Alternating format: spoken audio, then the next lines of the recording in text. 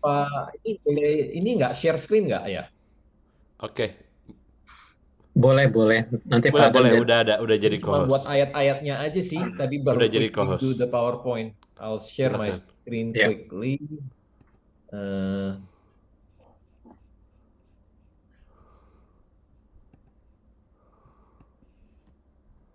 Ya, mantap. ya,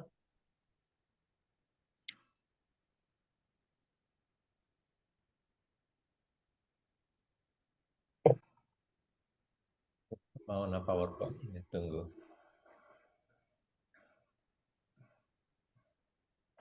Itu kelihatan ya Ya. screen-nya. Ya, Oke. Ayo, hari ini kita topiknya tadi udah dibilang ya, Key to Miracles. Jadi sebenarnya hari ini pelajarannya dari The Life of Elijah ya, Nabi Elia. Kita baca ayat yang pertama dulu. Ini dari kitab Yakobus 5 ayatnya yang ke-17. Ya, Yakobus 5 ayat 17 saya bacakan begini. Elia adalah manusia biasa sama seperti kita dan ia telah bersungguh-sungguh berdoa supaya hujan jangan turun dan hujan pun tidak turun di bumi sorry ini ayatnya ya. Dan hujan jangan turun dan hujan pun tidak turun di bumi selama 3 tahun dan 6 bulan. Jadi sedikit latar belakang tentang Elia, itu pelayanannya selalu diwarnai dengan tanda-tanda mukjizat dan tanda-tanda heran. Sehingga tidak heran Elia dikenal sebagai nabi besar di Israel. Kalau kita ingat ya, Yesus pernah bertanya kepada murid-muridnya, siapakah aku menurut engkau? Nah, tidak heran murid-murid menjawab, ah Yesus itu Elia. Nah, ketika Yesus berubah wujud di depan murid-muridnya, di situ ia berbicara dengan Musa dan Elia juga kan ya. Nah, Elia ini dikenal sebagai orang yang memiliki kedekatan yang begitu luar biasa dengan Tuhan. Namun perhatikan dalam Yakobus 5 itu disebutkan bahwa Elia itu cuman manusia biasa, sama seperti kita. Dia bukan seorang Superman, bukan superhero, just an ordinary man just like us gitu menurut Yakobus 5 ya. Dan ketika saya baca di daftar orang-orang beriman menurut Ibrani 11, saya agak kaget di situ. Mungkin teman-teman yang sudah baca di Ibrani 11 tahu ya, nama-nama tokoh-tokoh iman yang disebutkan di situ ada Habel, ada Henok, ada Nuh, Abraham, Ishak, Yakub, Yusuf, Musa, bahkan Rahab yang perempuan sundal itu pun masuk di dalam kategori orang-orang yang beriman itu. Nah, yang tidak masuk itu justru si siapa? Si Elia itu tidak masuk. Nah, ini saya bentar ya.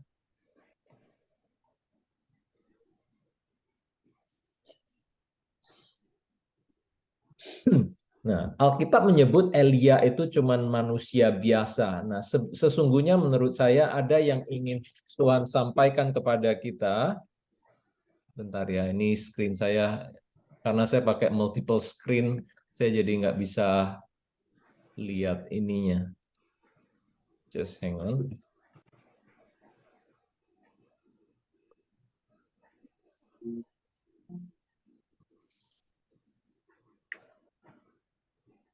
Sorry, sebentar.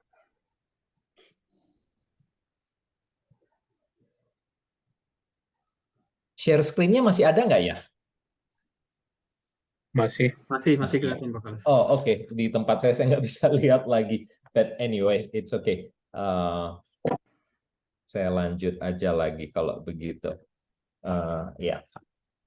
Nah, awalnya tadi saya agak heran, tapi kenapa namanya Elia tidak masuk di dalam daftar orang beriman itu? Tapi akhirnya saya sampai pada kesimpulan begini, bahwa Tuhan sengaja tidak menyebutkan namanya Elia karena Tuhan ingin mengajarkan kepada kita, message yang Tuhan ingin sampaikan kepada kita itu simple, bahwa kita itu juga bisa melakukan apa yang Elia bisa lakukan.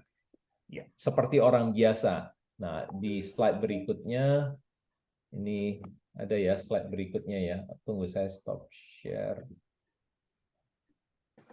screen sekali lagi. Oke.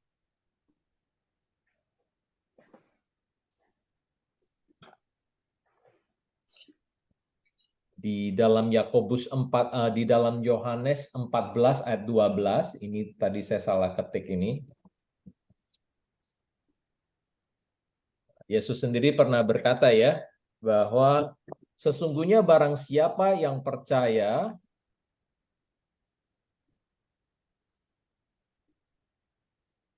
Sorry Bro Carlos, screen-nya belum kelihatan. screen-nya belum kelihatan ya? Ini kelihatan nggak nih sekarang Nah, nih? ya, udah. Oh, oke. Ya. Yohanes 14 ayat 12 dikatakan begini, sesungguhnya barang siapa percaya kepadaku, ia akan melakukan juga pekerjaan-pekerjaan yang aku lakukan, bahkan pekerjaan-pekerjaan yang lebih besar daripada itu. Nah, jadi yang hari ini saya ingin bawakan itu ada 3 tahapan, ada 3 tempat di mana Tuhan izinkan itu terjadi dalam kehidupan Elia sampai akhirnya Tuhan berkata, oke, selesai sudah pekerjaanmu, sampai akhirnya Tuhan menjemput Elia ya pulang dengan kereta yang berapi itu. Kita tahu ya, dia diangkat ke surga dan bertemu dengan Tuhan hidup-hidup. Nah, jadi hari ini saya mau ngajak teman-teman untuk melihat 3 hal dalam kehidupan Elia, bagaimana kehidupannya itu membuat dia itu melihat sekian banyak miracles terjadi. Nah, yang pertama itu pelajaran di Sungai Kerit, itu ada di 1 Raja-Raja 17 ayatnya yang pertama sampai ke 7. Saya bacakan ya, ini screen-nya pada kelihatan ya, kebaca ya ayatnya ya. Saya bacakan secara cepat. Lalu berkatalah Elia, orang Tisbe dari Tisbe Gilead. Ini perhatikan ya, ini dari Tisbe Gilead kepada Ahab. Demi Tuhan yang hidup, Allah Israel yang kulayani, sesungguhnya tidak akan ada embun atau hujan pada tahun-tahun ini kecuali kalau kukatakan. Kemudian datanglah firman Tuhan kepadanya. Pergilah dari sini, berjalanlah ke timur dan bersembunyilah di tepi sungai Kerit. Ini perhatikan di ayat yang pertama, Elia dipakai oleh Tuhan untuk berbicara kepada Ahab. Ahab itu rajanya yang terkenal sangat jahat begitu ya. Dia memberi kutuk bahwa di Israel tidak akan turun hujan selama 3 tahun. Nah, kemudian ayat yang baru, 1 ayat dipakai oleh Tuhan secara luar biasa. Ayat keduanya, firman Tuhan datang kepada Elia, disebut, pergilah dari sini, berjalanlah ke timur, dan bersembunyilah di tepi sungai Kerit. Disuruh sembunyi nih. Nah, engkau dapat minum dari sungai itu, dan burung-burung gagak telah kuperintahkan untuk memberi makan engkau di sana. Lalu ia pergi dan ia melakukan seperti firman Tuhan. Ia pergi dan diam di tepi sungai Kerit di sebelah timur sungai Yordan. Pada waktu pagi dan petang, burung-burung gagak membawa roti dan daging kepadanya, dan ia minum dari sungai itu. Tetapi sesudah beberapa waktu sungai itu menjadi kering sebab hujan tiada turun di negeri itu. Nah, yang saya pengen ceritakan di sini yaitu tadi, Elia yang Alkitab katakan cuman orang biasa dari Tisbe, tiba-tiba dipakai sebagai penyambung lidah Tuhan untuk menyampaikan nubuatan yang pesan keras dari Tuhan.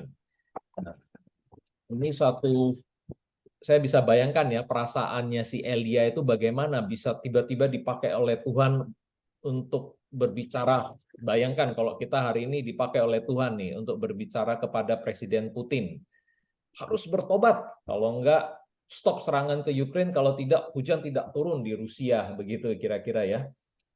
Nah, baru dipakai 1 ayat, ayat kedua Elia sudah disuruh untuk bersembunyi. Nah, Elia bisa aja ya berkata, saya kan nabi Tuhan, masa sih bersembunyi? Nah, kerjaan saya kan memang bernubuat, mengadakan mukjizat dan membuat orang bertobat dan seterusnya.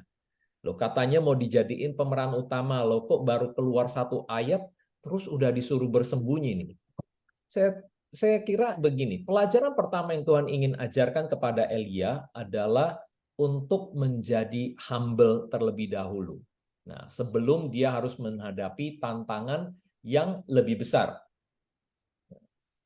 Sesungguhnya yang Tuhan ingin ajarkan kepada Elia adalah begini, dan juga kepada kita semua, get away from the spotlight.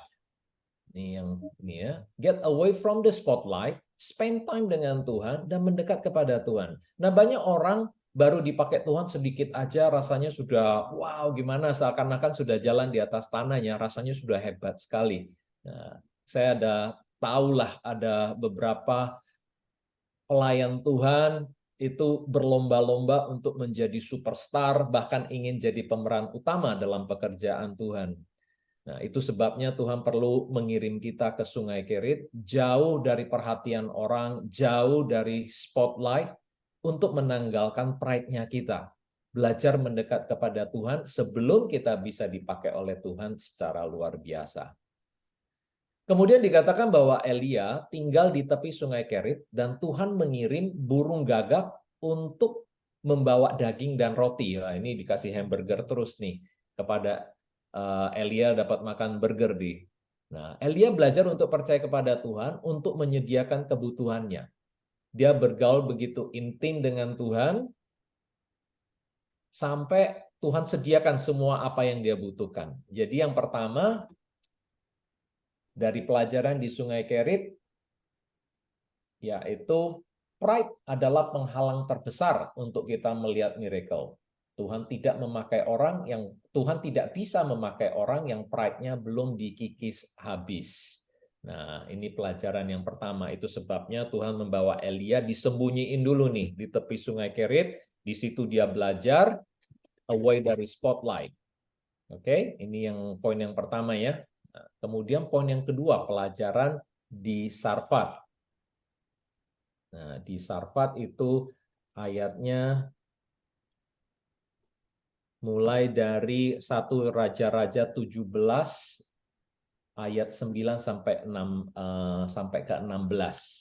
Saya bacakan begini. Bersiaplah, pergilah ke Sarfat yang termasuk wilayah Sidon dan diamlah di sana. Ketahuilah aku telah memerintahkan seorang janda untuk memberi engkau makan. Sesudah itu ia bersiap lalu pergi ke Sarfat. Setelah ia sampai ke pintu gerbang kota itu, tampaklah di sana seorang janda sedang mengumpulkan kayu api. Ia berseru kepada perempuan itu, katanya, cobalah ambil bagiku sedikit air dalam kendi, supaya aku minum.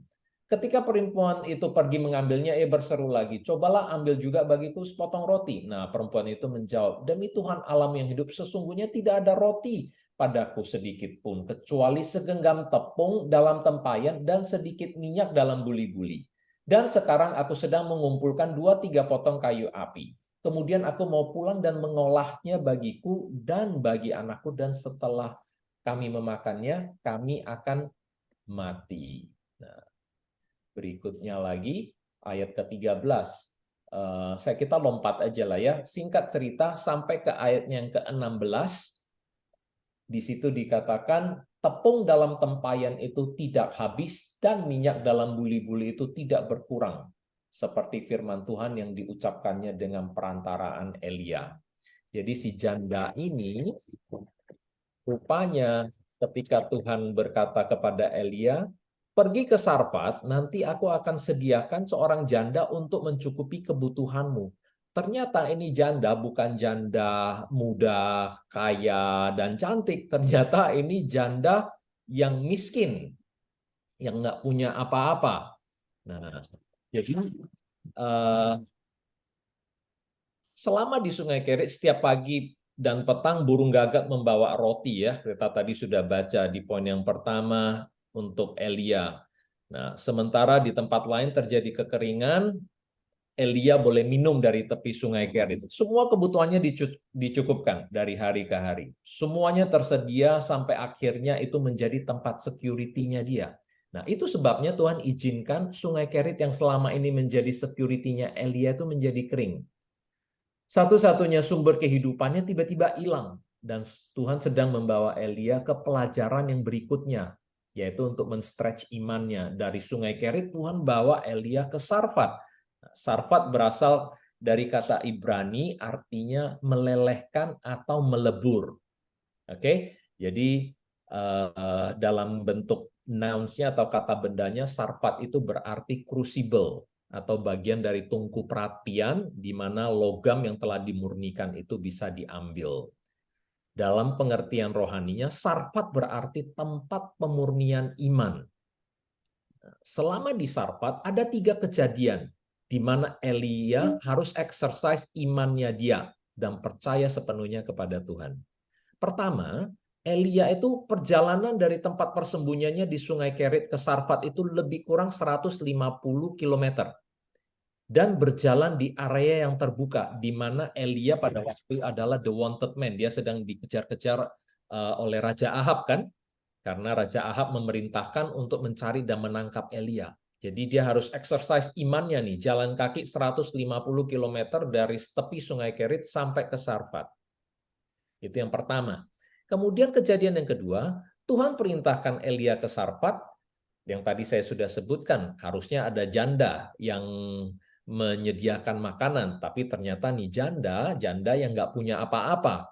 Nah, kemudian ternyata Tuhan melakukan mukjizat, tepung dan minyak dari si janda ini nggak pernah habis. Jadi dalam bahasa sederhananya, sebenarnya yang Tuhan ingin ajarkan adalah let's trust God on a day-to-day basis. Tuhan mau mengajarkan kepada Elia seperti itu. Percaya kepada Tuhan dalam kehidupan kita sehari-hari.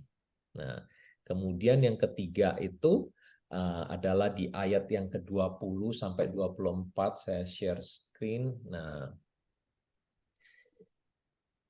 di ayat ke-20 sampai ke-24, si janda ini anaknya itu mengalami sakit keras sampai akhirnya mati. Nah, kalau kita baca ini di screen ini, Elia di ayat ke-21, lalu ia mengunjurkan badannya di atas anak itu 3 kali dan berseru kepada Tuhan, katanya, ya Tuhan Allahku, pulangkanlah kiranya nyawa anak ini ke dalam tubuhnya. Tuhan pun mendengarkan permintaan Elia itu dan nyawa anak itu pulang ke dalam tubuhnya sehingga ia hidup kembali. Ayat ke-24, kemudian kata perempuan itu kepada Elia, sekarang aku tahu bahwa engkau adalah abdi Allah dan firman Tuhan yang kau ucapkan itu adalah benar. Teman-teman, ini pertama sekalinya Alkitab mencatat bahwa ada orang mati dibangkitkan. Ini pertama sekali. Jadi belum ada catatan sebelum ayat ini bahwa ada orang mati yang bisa dibangkitkan. Elia pada waktu itu belum punya Alkitab, dia tidak punya manual bagaimana cara membangkitkan orang mati. Jadi Elia hanya bisa belajar percaya kepada Tuhan.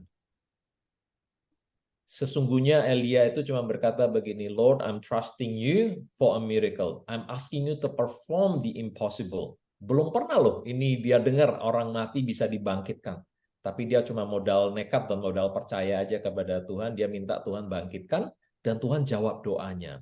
Nah, saya percaya miracle demi miracle dalam hidupnya Elia itu terjadi karena dia sudah terlebih dahulu melatih diri untuk mematikan pride-nya ketika dia ada di Sungai Kerit. Yang sekarang dia lakukan adalah supaya nama Tuhan yang ditinggikan. Nah, perhatikan perkataan janda ini di ayat yang ke-24. Ketika terjadi untuk pertama sekalinya dalam sejarah orang mati hidup lagi. Si janda ini berkata begini, masih kelihatan ya di screen-nya, sekarang aku tahu bahwa engkau adalah abdi Allah dan firman Tuhan yang kau ucapkan itu adalah benar.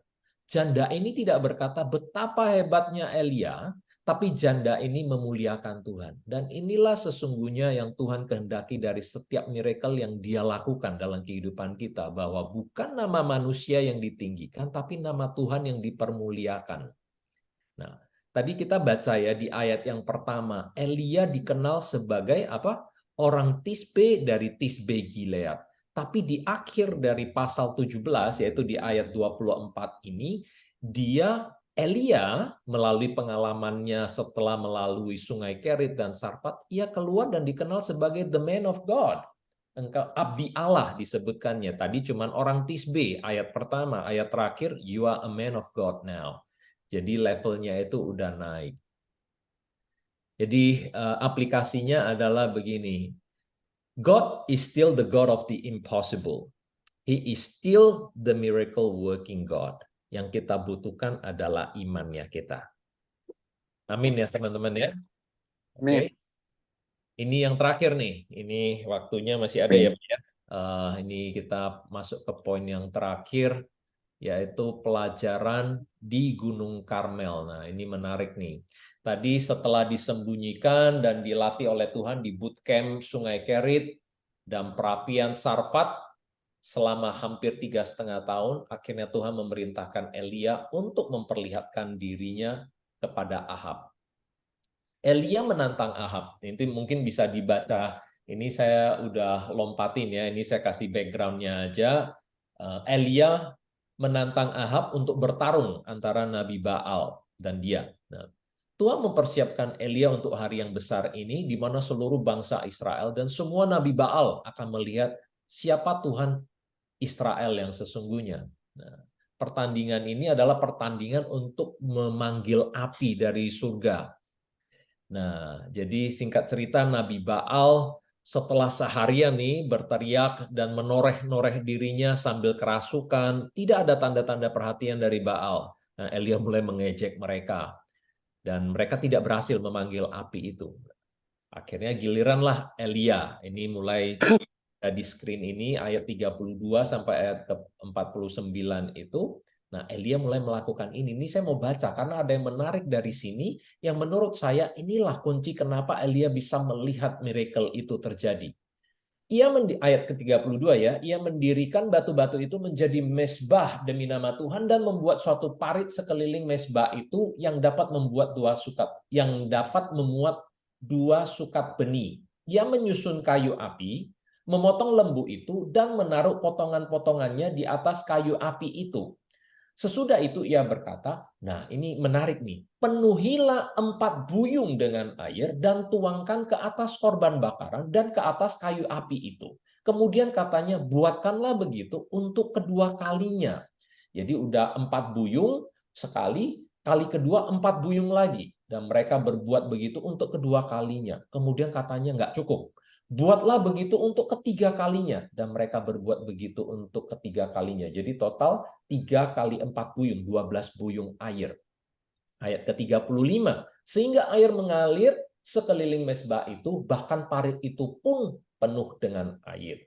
Kemudian pada waktu mempersembahkan korban petang, tampillah Nabi Elia dan berkata, ya Tuhan Allah Abraham, Ishak dan Israel, pada hari ini biarlah diketahui orang bahwa engkaulah Allah di tengah-tengah Israel dan bahwa aku ini hambamu dan bahwa atas firman-Mu lah aku melakukan segala perkara ini.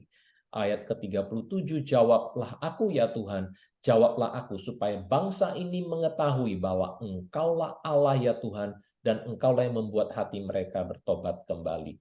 Lalu turunlah api Tuhan menyambar habis korban bakaran, kayu api, batu dan tanah itu, bahkan air yang dalam paret itu habis dijilatnya. Wah, ini menarik teman-teman.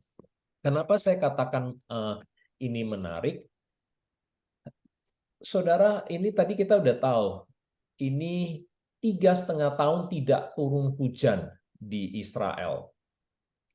Tapi apa yang Elia katakan, apa yang Elia lakukan, dia tahu mempersembahkan yang terbaik untuk Tuhan.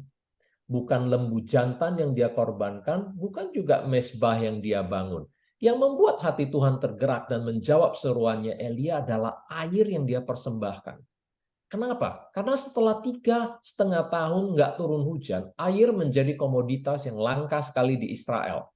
Namun Elia memerintahkan untuk membawa 4 buyung air, dituangkan di atas korban persembahan itu. 4 buyung nggak cukup, ulangin lagi sampai akhirnya 12 buyung. Saya bisa membayangkan di tengah-tengah musim kemarau itu mungkin 12 buyung itu adalah persediaan selama berbulan-bulan. Tetapi Elia tahu, apa yang paling berharga dalam hidup ini, itulah yang harus dia persembahkan. Karena itulah yang menyenangkan akan hati Tuhan. Dan tanpa berlambat-lambat Tuhan menjawab dia. Elia menabur air, dia nuai air. Hujan turun akhirnya. Setelah 3,5 tahun, nggak turun hujan, dia nggak segan-segan memakai 12 buyung air itu, akhirnya hujan pun turun. Tuhan menjawab doa dia. Dan ayat yang lain, ayat 36 sampai ayat 37 kita juga lihat. Elia meminta supaya nama Tuhan yang dikenal, ditinggikan dan diagungkan. Sejak di Sarfat, Elia itu sudah belajar bahwa mujizat hanya terjadi ketika bukan nama manusia yang diagungkan, nama Tuhan yang ditinggikan. Makanya miracle itu terjadi. Jadi teman-teman, sebenarnya apa yang Elia lakukan itu adalah sebuah tindakan iman. Ini pertandingan untuk memanggil api. Semua orang tahu ya bahwa kayu yang basah tidak mudah dinyalakan dan api tidak bisa bersatu dengan air. Kalau kita yang ikut dalam pertandingan ini, saya percaya mungkin kita akan cari kayu yang paling kering dengan alasan supaya mudah turun, supaya mudah terbakar ya. Nah, tapi apa yang Elia lakukan? Dia melakukan yang kebalikannya. Elia tidak peduli akan kayu yang basah, dia tahu memberikan yang terbaik untuk Tuhan. Dan mukjizat pun terjadi. Jadi aplikasinya begini, kalau kita mau melihat mukjizat terjadi dalam kehidupan kita, berikan yang terbaik pada Tuhan dalam segala hal, dalam hal finance kita, dalam hal pelayanan kita, dalam karir kita, dalam keluarga kita, dalam segala hal. Ketahuilah bahwa apa yang kita tabur akan kita tuai, dan Tuhan tidak akan pernah berhutang. Jadi saya akan tutup di sini. Actually sebenarnya ada tempat yang keempat sih yang Tuhan bawa Elia, yaitu di tepi Sungai Yordan. Disitulah Tuhan menjemput Elia ya dengan kereta berapi dan kuda berapi. Elia naik ke surga dalam angin badai. Elia adalah orang kedua yang diangkat Tuhan hidup-hidup ke surga setelah Henokh. Nah, hidupnya begitu berkenan di mata Tuhan sampai Tuhan tidak bisa menanti proses alami, yaitu kematian untuk bertemu dengan Elia. Sepertinya Tuhan sudah begitu nggak sabar, pengen ketemu dengan Elia sampai Tuhan berkata, udah deh pulang sekarang aja, langsung dijemput dia. Teman-teman, saya nggak tahu apa yang teman-teman alami saat ini, mungkin ada yang sedang mengalami sungai Kerit. Tuhan sedang melatih kita untuk humble. Kita tahu humbleness adalah kunci to unlock the supernatural power. Tuhan tidak bisa memakai orang yang keakuannya belum dikikis habis. Nah, atau mungkin ada teman-teman yang sedang mengalami sungai Kerit yang sedang mengering nih. Mungkin keadaan finance yang sedang mengering. I don't know whether it could be your relationship, it could be your career. Nah, engkau ada yang mungkin merasa Tuhan sudah melupakan kita gitu. Ketahuilah bahwa Dia yang menulis kehidupan kita, yang di telapak tangannya tidak akan pernah melupakan kita. Dia sedang merencanakan membawa kita ke Sarfat untuk memurnikan dan mendewasakan iman kita. Nah, di Sarfat, Elia melihat miracle demi miracle terjadi. Nah, mungkin hari ini kita butuh miracle ya. Mungkin kita sudah bosan nih dengar kesaksian miracle dari orang lain. Dan hari ini engkau berkata, saya mau melihat miracle itu sendiri. It can happen. Sama seperti yang Elia alamin. Orang biasa, dia berdoa, mukjizat terjadi. Nah, yang terakhir, kemenangan di puncak Karmel didahului oleh korban. Bukan asal korban, tapi korban yang terbaik. Elia mempersembahkan air. Sesuatu yang sangat berharga di tengah-tengah musim kering. Dia persembahkan itu kepada Tuhan. Dan Tuhan udah sepertinya nggak tahan lagi melihat, wow, luar biasa. Saya harus menjawab doa orang ini nih. Dan Tuhan pun menjawab doanya. Dan hari ini, teman-teman, seperti yang dikatakan dalam Yakobus, Elia, orang biasa, sama seperti kita. Dia berdoa, dan Tuhan menjawab doanya. Kita punya kebutuhan doa apa? Tadi sudah didoakan, kita percaya bahwa Tuhan akan menjawab doa kita. Saya sampaikan di sini, thank you teman-teman semuanya. Amin. Amin. Amin, amin, amin. Thank Wow, you. thank you, Bro Carlos. Thank Luar you. biasa ya Thank you, sharingnya. Bro Carlos. Thank you. Nih, kan kita semua orang-orang FGB Men, orang-orang biasa, tapi kalau sungguh-sungguh berdoa, hal yang luar biasa bisa terjadi ya. Amin. Oke teman-teman, ada yang mau memberi tanggapan mungkin dari apa yang sudah di-sharingin Bro Carlos? Pak Adam mungkin ada Pak Adam? Oke, terima kasih Bro Andy. Thank you Bro Carlos. Kita sering sekali dengar tentang Elia ya. Kalau saya sering dengar tentang Elijah. Elijah banyak ceritanya, just a man just like us. Tapi yang hari ini Bro Carlos share mengenai air itu saya belum pernah nangkep tuh. Itu kuncinya. Thank you banget ya, mempersembahkan yang paling baik. Yes. ya, tabur air untuk menuai air. Very good, thank you so much. Ini lesson yang very very good. Kita harus terus humble. Thank you bro. Tadi saya lihat Pak Jeffrey udah senyum-senyum terus tuh. Dia pasti udah mau komen. Thank you. Saya serahkan. Enggak, komen saya satu. Ya Bro Andi ya, saya komen sedikit ya. Mm-mm. Komennya nih cuma satu, Bro Carlos. Saya mengucap syukur banget Ya. sore malam hari ini saya banyak menerima berkat. Yang tadi Betul. Bro Adam bilang air segala macam. Tapi saya banyak menerima berkat yang saya tidak dapat diuraikan Betul. satu demi satu. Tapi satu pesan saya, bersiaplah untuk next ministry buat kita semua.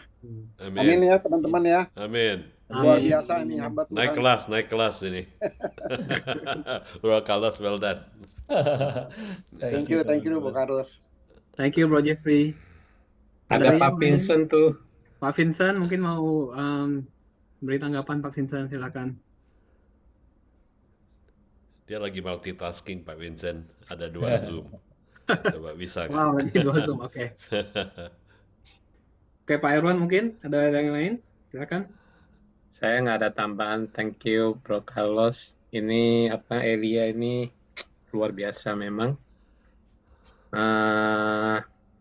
Kita harus banyak belajar dari Elia ini. Ya. Dia taat kepada Tuhan. Dia disuruh gimana tetap dia jalanin. Kemudian dia kerendahan hatinya sangat luar biasa. Dia bergantung pada seorang janda ya. Kalau kehidupan kita sehari-hari gimana itu ya kalau kondisi seperti itu gitu. Kemudian dia udah menjadi beban orang, tahu-tahu tuan rumahnya anaknya mati lah gitu. Kalau kita di tengah-tengah gitu kita bisa shock gitu. Kita bukan bawa berkat atau bawa bencana. Ya kan, itu kan posisi yang tidak enak tuh. Benar. Tapi kita belajar dia sangat sama Tuhan, benar dia mengandalkan Tuhan. Di tempat itu mungkin nggak ada dokter ya, nggak ada tabib ya. Jadi saya kira banyak belajar nih dari Bro Carlos. Thank you Bro Carlos. Thank Luar you. biasa Elia. Di sini ada dokter, bro. Ada dokter. Oh, ada Dokter Oh Arto. iya, Ini sorry, ada Pak Arto. badan penasehat kita. Pasti ada komen. Iya, ada Pak Thank you. Arto ya, sorry. Itu tadi di dalam cerita Pak Arto. Silakan Pak Arto. Pak Arto, apa kabarnya Pak Arto? Silakan Pak Arto. Masih mute. Halo, apa kabar semua? Thank you. Baik, Pak Arto. Baik Pak Arto. Itu puji Tuhan ya, Bro Carlos itu saya lihat itu expositionnya berbobot sekali ini. Ya, Betul. ya, membuka banyak itu. Maksudnya ya kita bisa belajar banyak. Ya, I think sama semua pemainnya mengenai air itu saya lihat, wih, ini memang biasa kan persembahan yang kita lihat lain, persembahan ada air. Luar biasa. Thank you loh expositionnya. Terus juga ya, thank you ya for trusting me ya to be part of the ministry again. Thank you, Pak Arto. Again, we are in the same boat. Kita tuh in the same boat, in the same vessel, Whatever role Yeah. that you have, we are going toward the same direction. Yeah. Ya, thank you. Jadi we are supporting each other, so we can arrive in the same place, at the same time. Yeah. Amin. Okay, thank you semua. Yeah. Thank you Pak Arto. Very happy to see you all again. God, Yeah. Ya, God bless Pak Yeah. Arto. Thank you. Thank you so much Pak Arto. Thank you. Saya mau nyapa ini ada beberapa teman-teman yang baru gabung ya. Ada Pak Mulki, Pak Surya, Pak Anton, Anton Silayan. Anton Dari- Silain sama Bro Andrew. Dari Brisbane. Surya Wijaya itu. Bro Surya sama dari Brisbane ya. Ya, kayaknya ya Pak Carlos ya. Bro Carlos. Saya kurang tahu nih, kayaknya bukan ya. Bukan ya? Bukan, kalau Bro Anton itu chapter presidennya Brisbane. Iya, Iya. makanya. Kalau Bro Mulki dari mana itu?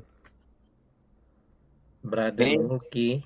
Brother Mulki teman saya nih dari Bandung. Oke. Oh, oke. Oke. Oh, Satu kota sama Pak Adam dong. Iya. Bandung ada 3 nih kita. Aman. Teman saya dari kecil nih. Oke, Thank salam you, kenal. Oke, oke. Salam kenal semua. Salam kenal, bro. Ya. Oke, ada lagi yang mau memberi tanggapan? Mungkin Bro Chris atau Bro Andrew? Bro Jimmy, silakan. Di mana, Bro? Andrew di mana, Bro Andrew? Andrew lagi hitung mobil, kebanyakan mobil. Bentar bro, bentar. Enggak. Ya, Masih baru gabung, sorry baru gabung. gimana nih? Ada selalu di hati lu bro.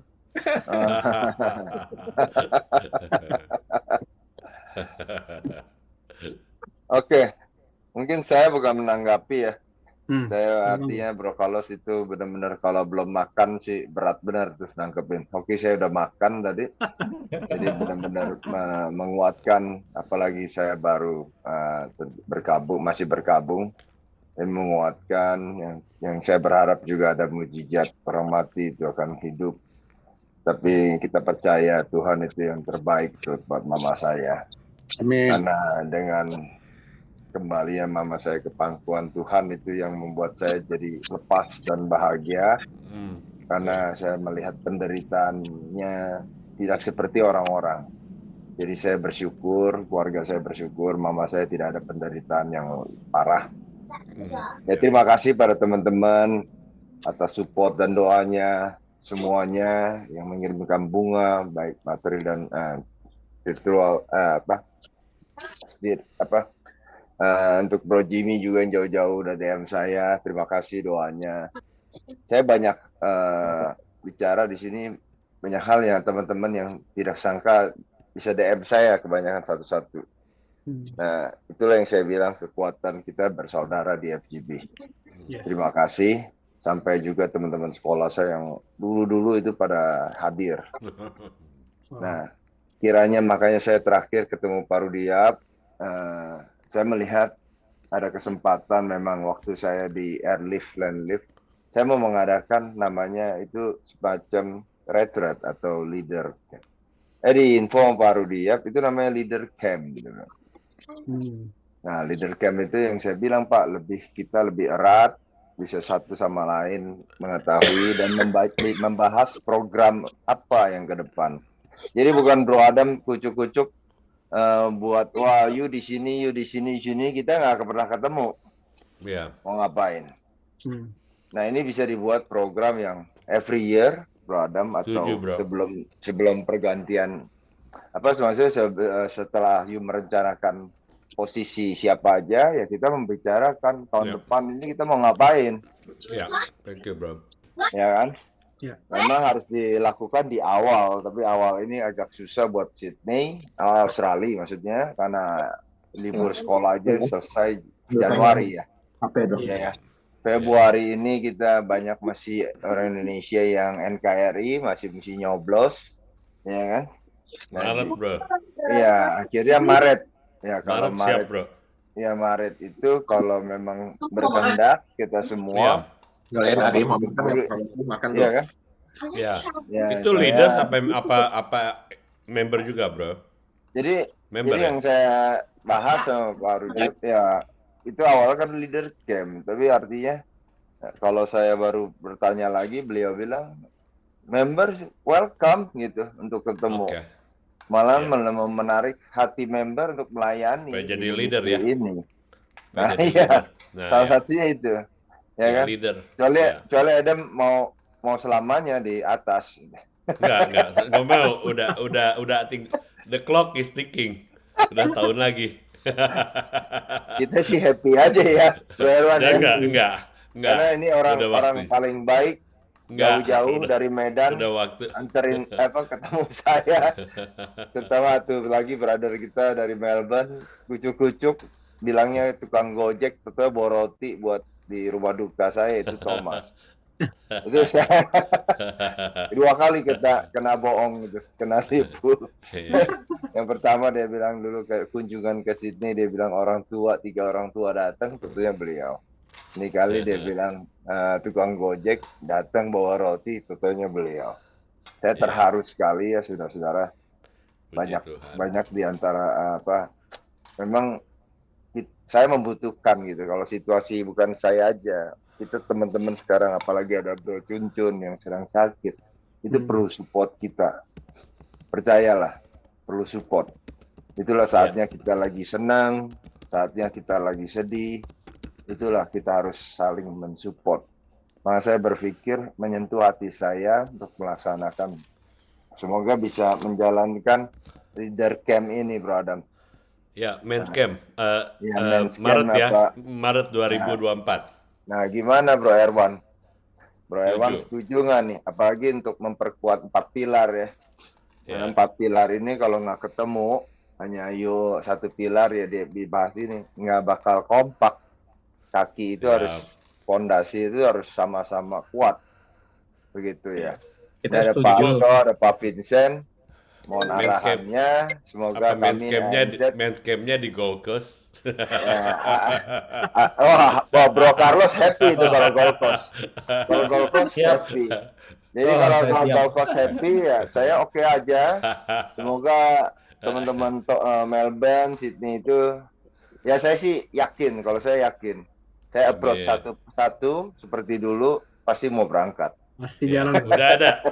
PIC sudah terpilih. Ya, PIC-nya sudah terpilih, Bro. ya langsung ketok palu ya. Thank you, Bro. Ya, jadi Pak Vincent tuh udah siap tuh, Pak Vincent. Ya, karena ini Pak Vincent Maret, Pak. Oh. Terus terang aja, mungkin pertama kali ya, Bro Adam, kalau direncanakan ya. Pak Jadi Vincent saya nggak tahu jangan, nanti. Jangan tengah Maret atau akhir Maret. Ya. Jadi ada keperluan. Nah, itu yang saya nggak. Ya kita harus bahas lagi bagaimana. Oke. Yang penting ada niat, ada kemauan. Ya kalau dari teman-teman sama lah. Saya pikir kalau Maret itu bagus ya.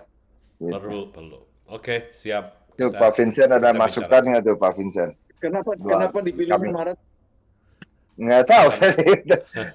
Kalau saya juga berpikir Maret karena Maret itu ya satu habis dari pemilu. Sesudah Februari. Sesudah Februari. Kan Februari itu juga sebentar ya. Menjelang spring. Iya, menjelang spring. Memang weathernya bagusan mana Februari sama Maret? April paling bagus. Kalau Maret udah nggak terlalu panas, Pak Vincent. Summernya udah lewat. Oh, apa kalau Maret? Iya. Februari masih summer. Summernya lewat sampai Februari ya? Iya. Kalau Maret juga saya ngomong di awal, Bro Adam. Pertengahan saya harus balik dulu Indonesia. Oke. Iya. Kan gitu. Ya kan? Satu undangan dari Ivan Paulus itu, kedua saya masih jenguk papa saya sekarang yang tinggal. Nah, kalau akhir itu yang kita pikirkan sih, betul ya. Akhir yang paling terbaik. Tapi kalau tadi bilang jangan akhir. Pak Vincent Maret akhir kalau nggak salah ke Amerika ya. Tanggal 1 April saya ke Amerika. Oh, 1 April masih keburu, Pak. Masih keburu. Masih keburu. Kalau kita buatnya dari antara 20-an ke ini ya. Dari Sydney. Ya itu aja, minta arahannya Pak Vincent kalau main camp itu atau leader camp itu programnya seperti apa yang diadakan di nasional ya. Karena kan dari yang sudah kalau sudah ada program seperti itu berarti ada itinerary-nya ya atau ada acaranya seperti apa. Sebetulnya yang the best option itu adalah couple camp, couple retreat, supaya LOF-nya juga maju gitu loh. Itu salah satu butir dari LOF kemarin meeting itu adalah karena ibu-ibunya nggak pernah dilibatkan gitu loh.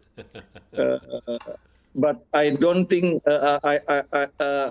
I don't know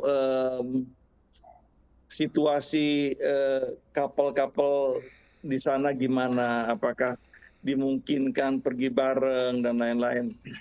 Itu nggak tahu ya situasi di INZ gimana.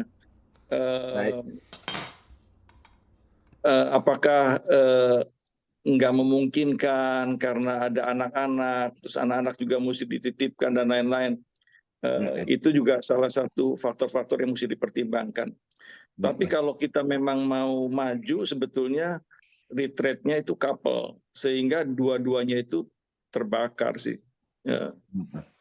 Kadang-kadang suami aja istrinya nggak dilibatkan, nanti at the end juga Suaminya kita akan terhenti gitu. Kita akan terhenti.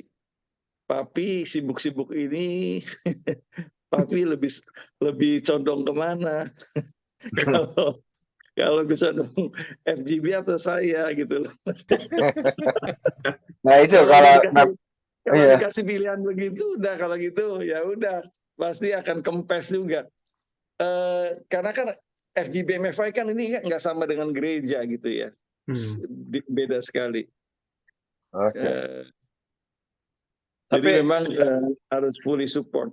Nggak tahu, just an idea bahwa kalau yang the better one itu adalah kalau ada couple ya, couple itu lebih baik. Bro Carlos mesti pamit ya, nggak apa-apa bro, thank you. Ya Pak Vincent bagus itu. Thank you Bro Carlos. Oke, ya nggak apa-apa, thank you, thank you Bro Carlos. Iya, supaya bisa majunya bersama. Jadi sorry guys, cabut dulu ya. Growth-nya sama-sama. Jadi masing-masing bisa tahu keterlibatannya ya. Jadi lebih utuh ya. Betul Pak.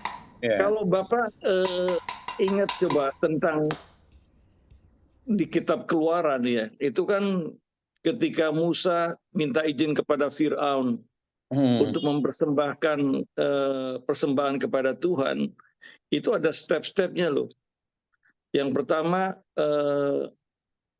sengaja kan si iblis ini kan atau yang orang si jahat ini kan inginnya enggak boleh, kamu boleh mempersembahkan, kata si Firaun, tapi hanya laki-laki saja gitu loh. Oh no.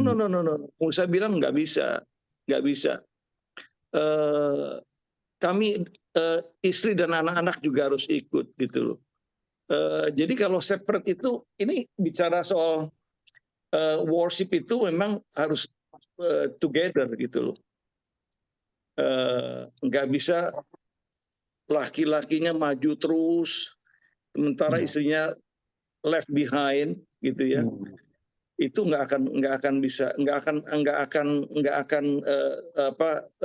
kemajuannya nggak seperti yang kita inginkan lah, istilahnya begitu.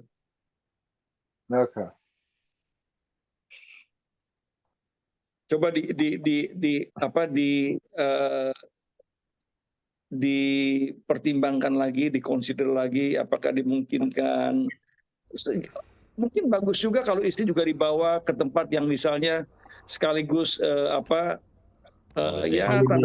tanda petik sekaligus juga togetherness, kayak suasana honeymoon itu malamnya gitu ya. It's good one. Jadi hubungan suami istri itu lebih mesra gitu ya, daripada laki-laki aja. Siap. Teriak-teriak FGB man. Itu saya, itu kamu.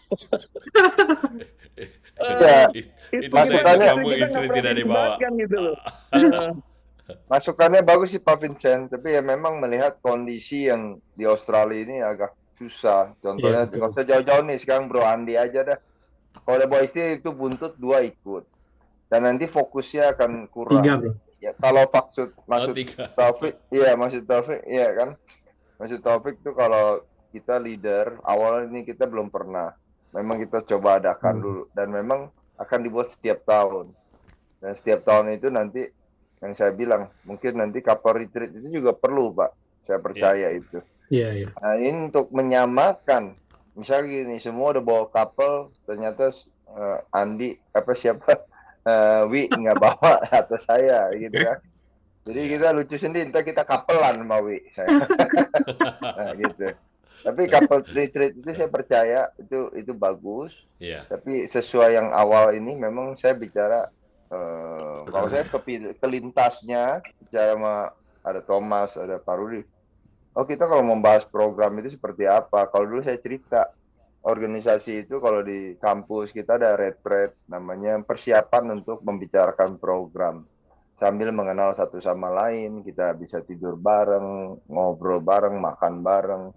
Itu berbeda. Contohnya kayak kemarin Airlift, saya bisa sekamar sama Awei, dia cerita banyak.